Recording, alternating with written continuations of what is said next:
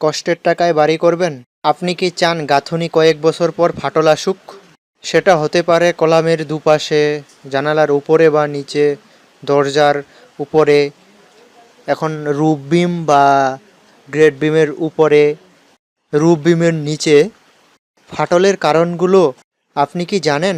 এই ভিডিওটা যদি সম্পূর্ণ করেন তাহলে জানতে পারবেন আপনার বাড়ির ওয়াল কিভাবে গাঁথুনি করবে মিস্ত্রিরা এবং আপনি তার তদারকি করবেন, অনেকটা ধারণা পাবেন। বাংলাদেশ, ইন্ডিয়া সহ প্রায় প্রতিটি মালিকেই ফ্রেম স্ট্রাকচারের যে বাড়িগুলো কলাম ফুটিং এবং ছাদ হওয়ার পরে তারা পার্টিশন ওয়াল বা বাইরের আউট ওয়ালগুলো গাঁথুনি করে থাকে।